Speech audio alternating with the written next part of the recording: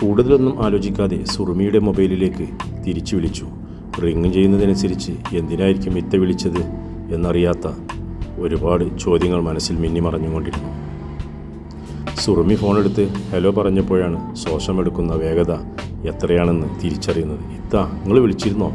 ഞാൻ ഭക്ഷണം കഴിക്കാൻ താഴേക്ക് പോയതായിരുന്നു. എന്താ ഇന്ന് പോയിട്ട്?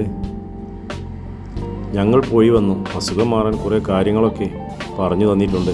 നോക്കട്ടെ മാറുമോ എന്ന്. പിന്നെ ഞാനിപ്പോൾ വിളിച്ചത്, വഫ എനിക്ക് കുട്ടിയുടെ ഫോട്ടോ അയച്ചു തന്നിരുന്നു. നിനക്ക് ആ കുട്ടിയെ നല്ലോണം ഇഷ്ടപ്പെട്ടിട്ടുണ്ടോ? അതെന്താ ഇത്ത അങ്ങനെ ചോദിച്ചേ? ഇത്തക്ക് ഇഷ്ടപ്പെട്ടിട്ടില്ലേ? ഇങ്ങനല്ല, നിനക്ക് ഇഷ്ടപ്പെട്ടോ അത് പറ. മനസ്സിൻ്റെ ഉള്ളിൽ അതുവരെ കിടന്നു നീറുന്ന ചോദ്യം ആദ്യമായി ഒരാളെന്നോട് ചോദിച്ചിരിക്കുന്നു. എന്തു പറയും എന്നാലോചിക്കാൻ നിന്നില്ല, മറുപടി കൊടുത്തു. ഇത്ത, എനിക്കെന്താണെന്ന് പറ്റിയിരിക്കുന്നത് എന്ന് മനസ്സിലാകുന്നില്ല. കാണാൻ പോയപ്പോൾ എനിക്കതിന് ഇഷ്ടമായിരുന്നു. ഇപ്പോൾ ഫോട്ടോ കാണുമ്പോൾ എനിക്കെന്തോ മനസ്സിന് പറ്റാത്ത പോലെ, ആരോടും പറയാൻ കഴിയാത്ത അവസ്ഥയാണ്. എല്ലാവരും ഒരുപാട് സന്തോഷത്തിലാണ്. വേണ്ടെന്ന് പറഞ്ഞാൽ എല്ലാവർക്കും എന്നോട് ദേഷ്യമാകും. എന്താണ് ചെയ്യേണ്ടതെന്ന് അറിയില്ല. ഷാഫിയുടെ മറുപടി കേട്ട് സുറുമി കുറച്ചുനേരം മിണ്ടാതെ നിന്നതും അവൻ ചോദിച്ചു, ഇത്തെന്താ മിണ്ടാത്തേ? നിങ്ങൾക്ക് പറ്റിയോ അവളെ? ഷാഫി, നീ വിഷമിക്കണ്ട. കണ്ടിട്ട് കുഴപ്പമൊന്നുമില്ല, ഒന്നും കാണുന്നില്ല. പക്ഷേ എന്തോ ഒരു പന്തികേട് തോന്നുന്നു. ഞാൻ നിന്നെ സംശയത്തിലാക്കാൻ പറയുകയല്ല കേട്ടോ. എൻ്റെ അഭിപ്രായം പറയണമല്ലോ. ഇഷ്ടമില്ലാത്ത കല്യാണം കഴിക്കുന്നത് പോലെയാണ് ആ കുട്ടിയുടെ മുഖത്തേക്ക് നോക്കുമ്പോൾ. ഇത് അവരോട് ചോദിക്കാനൊന്നും നീ പോകണ്ട. ചിലപ്പോൾ നമ്മുടെ വീട്ടിൽ വരുമ്പോൾ ശരിയാവും. മുടക്കിയാൽ ഉമ്മയടക്കം ഇനിയും ടെൻഷനാവും. നീ മനസ്സിനെ ശാന്തമാക്കിയെടുക്ക്. നമുക്കവളെ റെഡിയാക്കിയെടുക്കാം. അവൾ വീട്ടിലേക്ക് വരട്ടെ. ചിലപ്പോൾ ഫോട്ടോയിൽ അങ്ങനെ തോന്നുന്നതും ആവല്ലോ. അതാണിത്ത ഞാനും ആലോചിക്കുന്നത്. ഇനി ഇത് പറ്റില്ല എന്ന് പറഞ്ഞാൽ ചിലപ്പോൾ എൻ്റെ കൂടെ ഇനി ആരും ഉണ്ടായിക്കൊള്ളണമെന്നില്ല. അങ്ങനെ പറയല്ല ഷാഫി.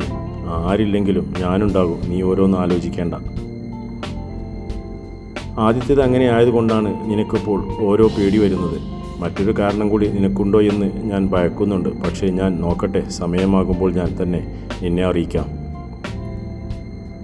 സുറുമി ഇഷ്ടപ്പെട്ടില്ല എന്ന് പറഞ്ഞ സമയത്ത് തന്നെ ഷാഫിയുടെ ചിന്തകൾ അവരുടെ സംസാരത്തിൽ നിന്നും വഴിമാറിപ്പോയിരുന്നു. അതുകൊണ്ടാണ് സുറുമി അവസാനം പറഞ്ഞ കാര്യം അപ്പോഴും അവൻ കേൾക്കാതെ പോയത്. സുറുമിയോട് സംസാരിച്ച് ഫോൺ വെച്ച ശേഷമാണ് അതുവരെ ഇല്ലാത്ത ബുദ്ധിമുട്ട് മനസ്സിനെ വേട്ടയാടാൻ തുടങ്ങിയത്. തനിക്ക് പറ്റാത്തതുപോലെ തന്നെ സുറുമിത്തക്കും പറ്റിയിട്ടില്ല. ഞാൻ ആദ്യമേ ഇഷ്ടപ്പെട്ടില്ല എന്ന് പറഞ്ഞിരുന്നെങ്കിൽ ഇത് ഇത്രയും ദൂരം പോകില്ലായിരുന്നു. ആദ്യത്തെ കല്യാണമായിരുന്നെങ്കിൽ കുഴപ്പമില്ലായിരുന്നു. ഇതിപ്പോൾ 1000 പെണ്ണ് പോയി നോക്കിയിട്ട് ഇഷ്ടപ്പെട്ടു എന്ന് പറഞ്ഞതാണ്. അത് വീണ്ടും മുടക്കിയാൽ ആലോചിക്കാൻ വയ്യ. ബെഡിൽ കിടന്നിട്ട് ഉറക്കം വരുന്നില്ല. കുട്ടിയുടെ ഫോട്ടോയിലേക്ക് വീണ്ടും നോക്കിയപ്പോൾ സുറുമി പറഞ്ഞ കാര്യങ്ങൾ ശരിയാണെന്ന് തോന്നി. ചെക്കൻ്റെ വീട്ടുകാരാണ് ഫോട്ടോ എടുക്കുന്നതെന്ന് മനസ്സിലായിട്ടും ഒരു പുഞ്ചിരി പോലും മുഖത്തില്ല. ആരോ നിർബന്ധിച്ച് കെട്ടിക്കുന്നത് പോലെയുള്ള ഭാവം. സമയം 12 ആവാൻ തുടങ്ങുന്നു. എല്ലാവരും ഉറങ്ങിയിരിക്കുന്നു. ആലോചന കൂടി കിടന്നിട്ട് ഉറക്കം വരുന്നില്ല. പോരാത്തതിന് പനി വരുന്നത് പോലെയുള്ള അവസ്ഥയും. നാളെ നേരം പുലർന്നാൽ ഉപ്പ നിക്കാഹിൻ്റെ ദിവസം ഉറപ്പിക്കാൻ പോകും. പിന്നീട് നടക്കുന്നത് ആലോചിച്ചപ്പോൾ മാനസികമായി കൂടുതൽ തകരുകയാണ് എന്ന് ഓർമ്മ വന്നതും എഴുന്നേറ്റ് ഡ്രസ്സ് മാറി വാതിൽ തുറന്ന് പുറത്തേക്ക് നടന്നു. നിലാവുള്ള രാത്രിയാണ്. മുന്നോട്ട് പോകുവാനുള്ള വെളിച്ചമൊക്കെ ഉണ്ട്. നേരെ ചെല്ലുന്നത് മഹല്ല ജുമാ മസ്ജിദിലേക്കാണ്. സമനില തെറ്റിക്കാൻ പാകത്തിലുള്ള ജീവിത ഭാരങ്ങളുമായി പള്ളിയിലേക്ക് നടക്കുമ്പോൾ കിട്ടിയ ആയുസ് തീർത്ത് ഉറങ്ങുന്നവർക്ക് കാവലായി നിൽക്കുന്ന പള്ളിപ്പറമ്പിലെ മീസാൻ കല്ലുകൾ. നിലാവിൻ്റെ വെളിച്ചത്തിൽ ഷാഫിയെ നോക്കി ചിരിച്ചത് അവന് വരാനുള്ളതൊക്കെ അറിയാമെന്ന മട്ടിലാണ്.